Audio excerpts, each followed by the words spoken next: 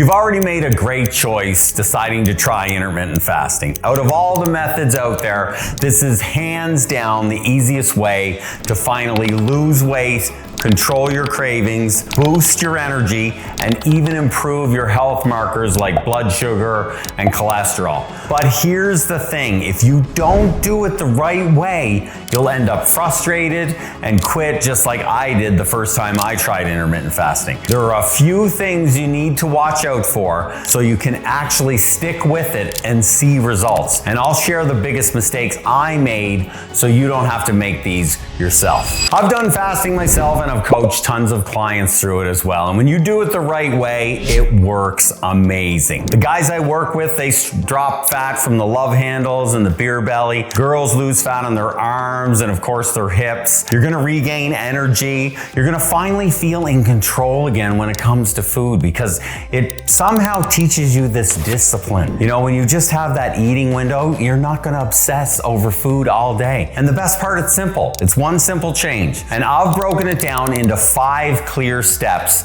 that can help you get started. And you know, you'll avoid the common mistakes that a lot of people did, and I'll actually show you one of the biggest mistakes that I made that made a huge difference. Okay, let's move on to step 1. Just understanding how fasting works. I mean, fasting actually is just eating in a restricted window. And you know, most people overcomplicate it, but you're just gonna eat during a specific time, and then you don't eat outside of it. It's as simple as that. During your fasting window, the only things you can have are water, black coffee, and unsweetened tea. You don't wanna have anything with any calories. And you know, you're not gonna need any crazy keto supplements or things to kick you into ketosis. We're not gonna worry about any of that stuff. You know, you're not gonna starve yourself either. You're gonna be eating plenty of food. You just need to shift when you eat. That's it. And the cool part is you're already doing this every single night when you go to sleep. So the only difference is that you're going to extend it a little bit longer. And you know, you can either stop eating a little earlier in the evening, or you can push your first meal to later in the day. That's it. And you know, it's once you make this eating window work for you, the beauty of fasting is it's so flexible. You choose the window that fits with your schedule. You know, the most common one that you see people see is the 16-8, and that's the one I recommend starting with. And you know, that's 16 hours of fasting and 8 hours where you eat. So, you know, for example, you might go 11 to 7 or 12 to 8. But here's the key. You don't have to treat it like this rigid plan. It's not about being perfect. It's about being consistent. So if you work shift work and you're up at 5 a.m. and you know, you got to work early, or if you want to work out early in the morning, you want to have something to eat, you can tweak the window depending on the day. If you got a supper with somebody, you know, you can keep the fasting period intact, but still live your life, right? And I mean, what I think is fasting is actually really normal. Like, it's not some crazy plan. And I know it's popular over the last 3 or 4 years, but here's where most people get it wrong. They think fasting is some extreme thing, but it's not. Eating from the second you wake up until late at night, that's actually abnormal. And you know, that's a modern invention created by the food industry. Now, a few 100 years ago, people didn't have drive-thrus open at midnight to be able to buy a 1,000 or 2,000 calorie meal and gorge it down and be hungry an hour later. We didn't snack constantly. We ate 2 or 3 meals, and they were really, you know, good food, nutritious food, and that was usually during the day. And I mean, intermittent fasting, it's just a reset. It brings you back to the way humans have eaten for thousands of years. And I mean, let's be honest, the fast food industry spends billions engineering these hyper palatable foods designed to hijack your survival instincts. They want you to eat more, snack more, and crave more, right? And fasting just cuts through all of that. They can't manipulate you anymore. You stop living on their schedule and you reset your body back to what it actually needs. So, what's step number 1? You know, I want you to understand fasting isn't some fad or gimmick. It's really the simplest, most natural reset you can give your body. And once you get that, then the rest of the steps just fall into place. Step 2, choose your eating window. I just want you to start simple. Most people mess this up by going too hard, too fast. You don't need to jump straight into a 20-hour fast. Start with something that's sustainable. If you've been eating from morning till night, go from 12 to 12. 12 hours of fasting, 12 hours of eating. And then, you know, start start to back it up a little bit, because that's gonna seem easy. You're basically just gonna skip one late night snack, or you're gonna have, a little later breakfast. You're not gonna eat as soon as you get up. And once that feels easy, the 12-12, move to 14-10. And then move to the most popular one, 16-8, which is just normal. That's normal eating. And that means 16 hours of fasting, 8 hours of eating. And you can just make that fit your schedule, right? And that's like, I want you to make it fit your life. That's the beauty of fasting. There's no perfect window. It doesn't really matter. I mean, obviously, I wouldn't be eating at night, when you're going to sleep and getting up or something crazy like that. But whatever fits into your lifestyle. If you work long shifts, then, start your eating window later so you have some food and you're not going to feel like you're dragging your butt. If you have a family dinner at 6, then keep that in your eating window, right? Push breakfast off a little longer. If you like to train in the morning, adjust your fast so, you can fuel your workout properly if you want to have food. I actually work out fasted lots and I have great workouts. I feel better. I don't have anything in my stomach. My body's not digesting the food. I feel like I can get all the blood flow into my muscles, right? The flexibility with fasting is actually the secret weapon. So don't let anybody tell you that there's one magic schedule, because it's not about perfection. It's about being consistent. Now I want you to think about your eating window. And I mean, this is going to give you the ultimate freedom, because here's the mental shift. When you choose your eating window, you take back control from food. You don't just think of something and eat it and grab it, and think of something and eat it and grab it. Or if you're at the gas station,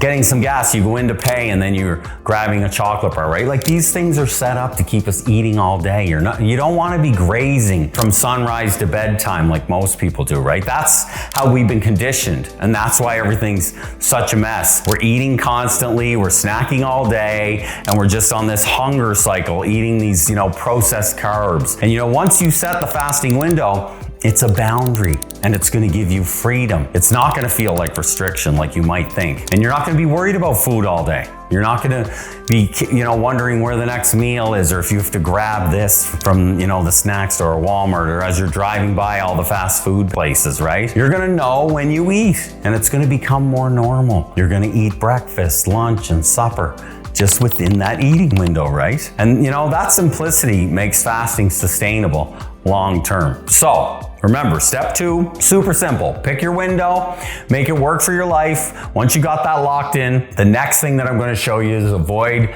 the mistakes that can ruin fasting for some people. And that's step number 3, avoiding the biggest fasting mistakes. And I did this when I first started fasting. It was like this buffet mentality. So when I finished my fast, I would just binge out. And I made the mistake of trying to, go 20 hours. And I was so hungry at the end of it that I just ate and ate and ate. I almost got sick, and I actually did get, number 2 didn't go very well, let me tell you, because I ate a bunch of sugar and then I just kept eating and eating and eating. And I did that 3 or 4 times until I kind of got things right. And I mean, I see tons of guys, tons of people doing that same thing. So just like I said in the previous section, just start out slow. And after you fast for 16 hours, you want to break the fast the proper way, right? And I think you're reducing your overall calories, and you don't want to overeat during your window, right? So, if you slam down a pizza and ice cream and beer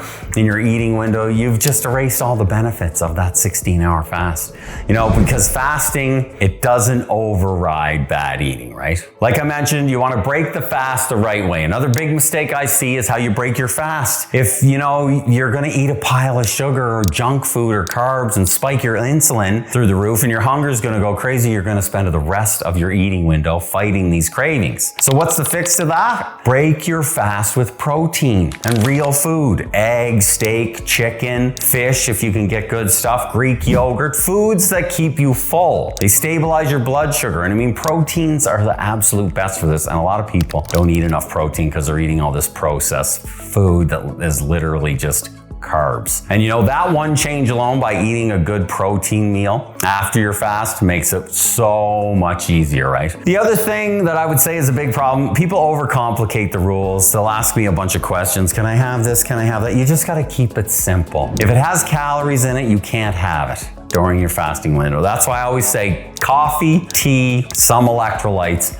Water, drink a lot of water. Don't panic if you have something and you think it's off, nothing's ruined. The next day you can start all over like some gum or, there's all these little things, but you do need to be careful. But I don't want you to stress over it. Just stick with the water, stick with the coffee. You'll be fine. Don't let the little nitpicking ruin your consistency, right? The food industry and, the influencers, they profit off making this look overcomplicated. But fasting really is simple. You just don't need to overstress over the perfection. Nothing is perfect. Just stick to your eating window and eat like an adult when your eating window is in and it's time to eat, right? So that's it for step 3. Avoid the buffet mentality, break your fast with the right foods, and keep it simple. If you nail those, it's going to be super easy and you're going to see results super fast. So now we're going to move on to step 4. And you gotta support your fast the right way. And the biggest thing that I see when people aren't supporting their fast, it's hydration. You have to be hydrated. And a lot of times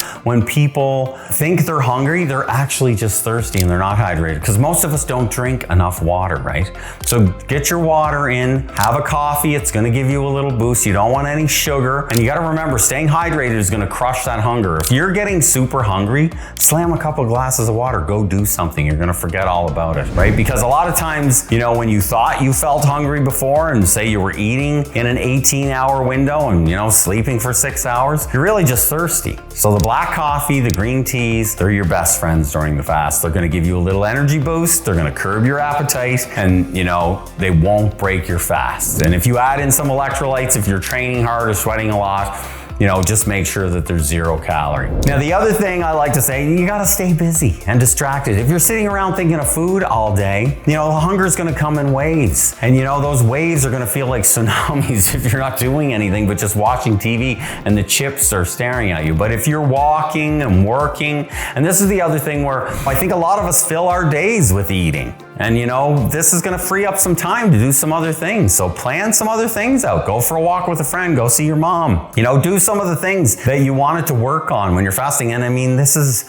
where, sometimes this fasting turns into this one meal a day and your body becomes this insane fat burning healing machine because you've built up this power. You've gone 12-12, 14-10, 16-8, 18-24, and then sometimes I've not eaten for like 3 days at a time, once I started this fasting stuff. And I mean, it's amazing. Healing benefits, reduction in, cancer rates, like it does all these good things for your body, right? So stay active, stay busy, and it's gonna be way easier. The other thing I would say is you gotta train your body to adapt. The first month or the first week, say, is gonna be the hardest. Your body's used to constantly snacking, you're used to being able to grab anything, but remember, there's the guilt all brought up into that. When you eat all day and you're gaining weight, you're not feeling good. And I mean, a lot of these foods and snack foods, they're full of chemicals, they're full of junk. Your body's this liquid system, right? You got your blood, you got water, you have all these things in your body. And I mean, when you get these different chemicals in there, things aren't working properly, right? So you got to get used to that adjustment, getting away from those things and not eating, right? And then your hunger levels will start to drop. Your energy will go up. You're going to feel sharper. And one of the biggest mistakes that most people make before that shift happens is they give up.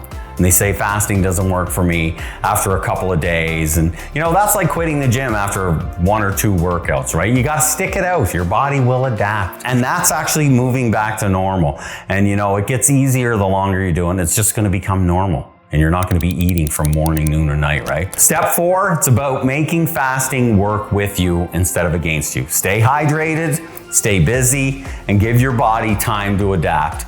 And fasting will be easier than I ever thought it could be. Now, next, I'm gonna wrap this up with the final step. And that's how to stay consistent and actually let fasting do its job. You gotta give it time. This is where most people blow it. You're not gonna see miracles in 3 days. Fasting isn't some magic trick. You're not gonna gain weight overnight, right? So you're not gonna lose it overnight either. I need you to give this at least 30 days.